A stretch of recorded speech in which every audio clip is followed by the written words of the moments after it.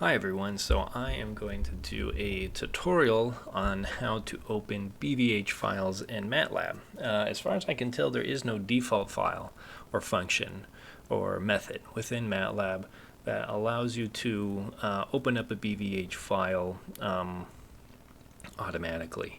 But instead what I was able to find was an open source repro from GitHub from individuals from the University of Adelaide that have created their own MATLAB load BVH function that should allow you to be able to import .bvh files into MATLAB through the use of this function.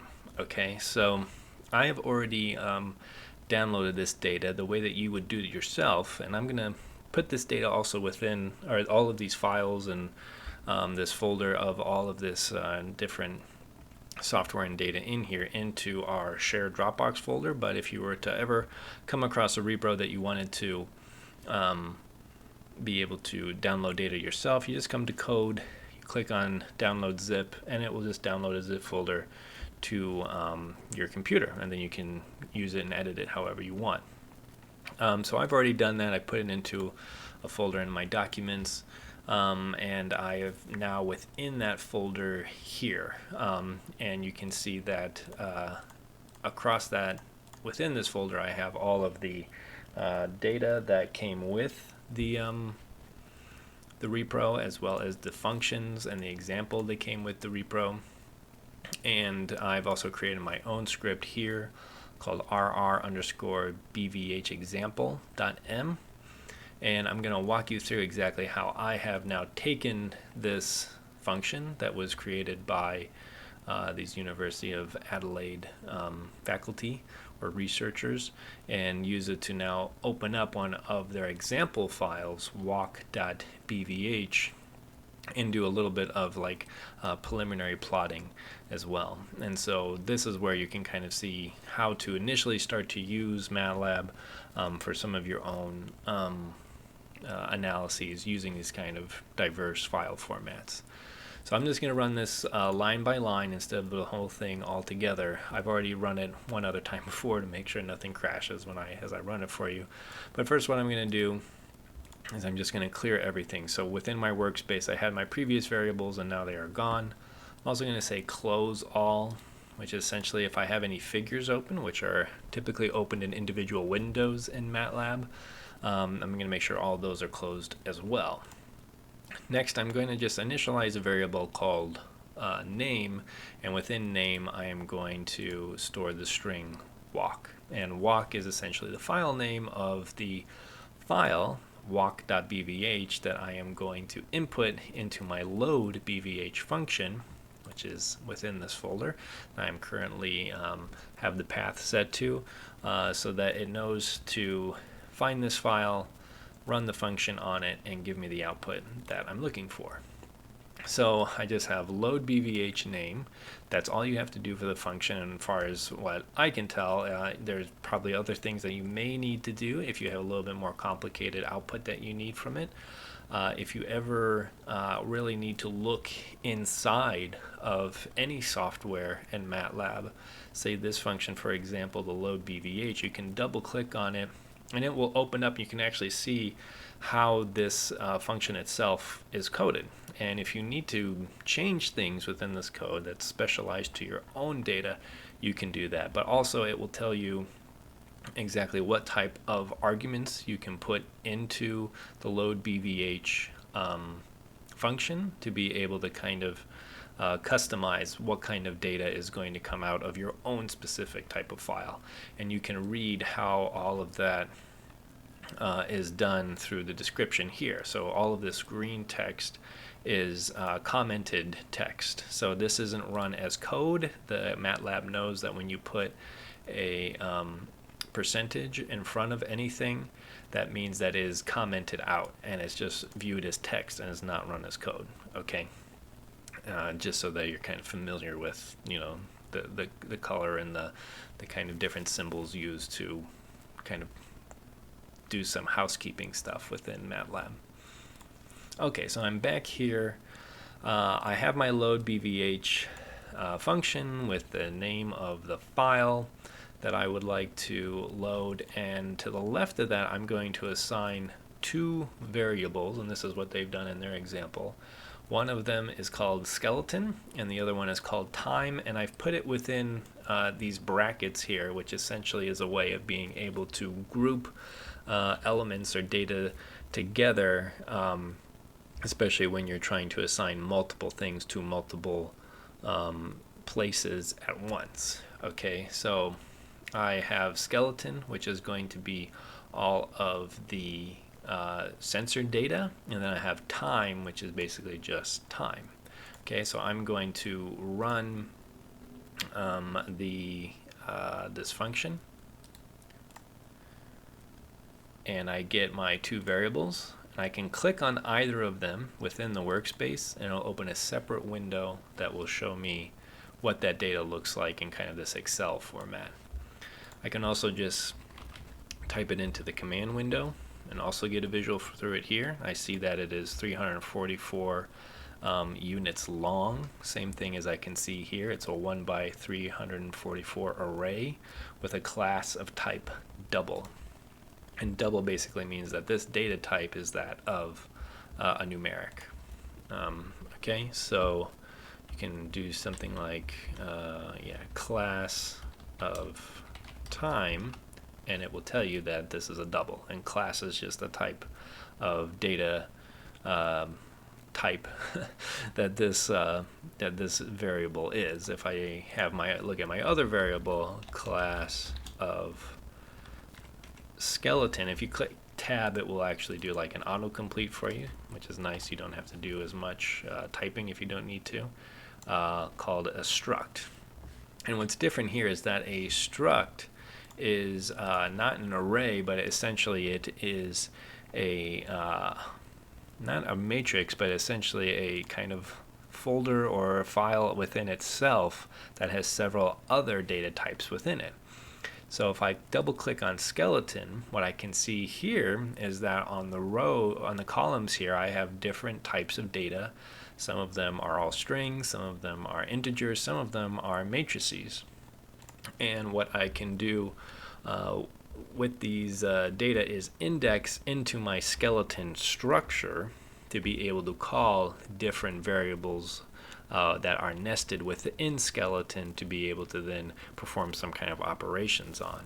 So if I do, and the way that you access these, if I do skeleton dot, this operator, this dot operator, is now going to say, okay, you're looking for some kind of variable within this structure of skeleton. When I click tab, it will autocomplete all of the variables that are in there. Let's just say, for example, that I do name, and I click enter, and it prints out all of the different data underneath the name variable within my skeleton structure. Okay, and so if I look here, I have dxyz, which I think means distance. I'm not a pro at what .bvh files come out of, but let's say that I look at left foot, and I'm going to look at this matrix here, this 3 by 344 double matrix. I can double click on that, and I can now look within this skeleton.dxyz kind of structure here and see what kind of data I have as well. Okay, and it looks like basically, you know, simple measurement data of 3D sensor of the left foot. To be able to access this particular element, though, I don't know if you noticed that when I click on it, the skeleton formatting, the way that I access it, changes a little bit. So instead I have to do skeleton open parentheses 5 close parentheses dot dxyz. And what does this 5 mean? Well, it's simply referring to the 5th row. So I need to be able to tell this struct skeleton what row I am accessing it in if I'm trying to kind of go another level deeper into the structure in order to call this specific matrix of this column dxyz. Okay, so if I now do skeleton, let's do autocomplete, open parentheses 5, close parentheses, dot .dxyz and hit enter. Now I've printed all of the data that was in here onto, or that is in here, to the command window. So now I can just kind of see it within the command window. So it looks like that this has worked for this .bvh file, which is good. Now I'd like to visualize it. So the next thing I'm going to do is I'm going to create a figure, and I am going to call it, I don't need to call it anything, I'm just going to call it as a kind of function unto itself. And it's going to create an empty window where a figure will be once I then hit the plot function to be able to populate that figure window.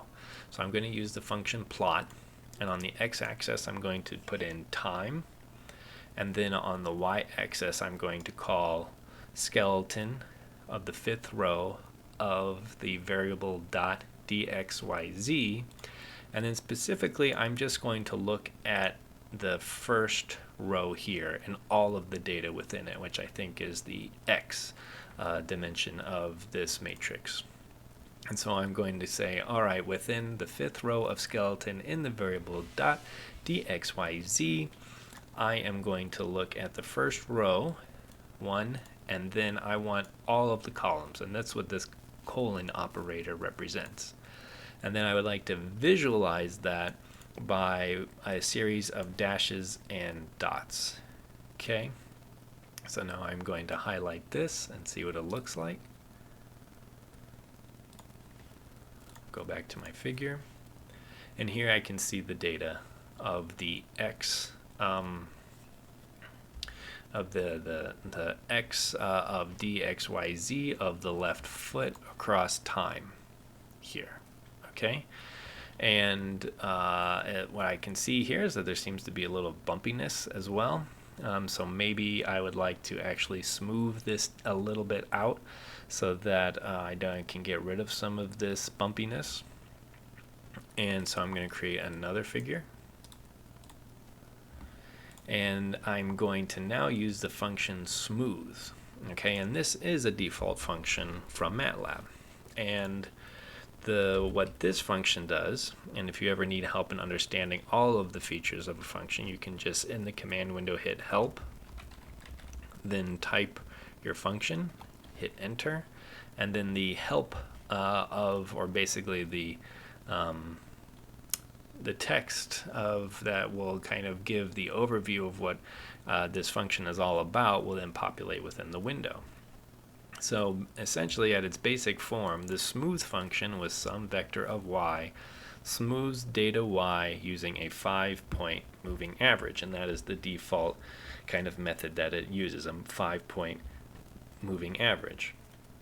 In this case, I have decided that I am going to use a 10-point moving average because I kind of saw that that actually had more of an effect compared to the default 5-point moving average.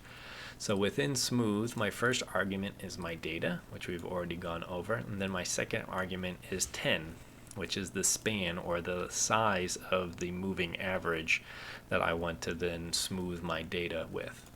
So I've already have my figure populated here. I'm going to hit go run plot, evaluate selection.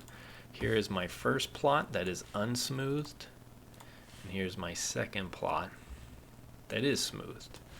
And so we can see a little bit that I was able to remove some of this bumpiness by just doing a 10-point moving average across all the data. And so this kind of helps me understand that if I am going to now do any processing on this data, I can have an idea of how much a 10-point moving average will help smooth out all of these kind of perhaps noisy pieces of the data. Okay, so hopefully that's enough of a tutorial to be able to load .bvh files into MATLAB, and then be able to run some simple plotting functions to be able to visualize the data, as well as understanding then how to index specific data structures in a way that allows you to call that data from a structure into the environment that you can actually do something with it. All right, and as always, if you have any questions, feel free to email me. Hope you're having a good week.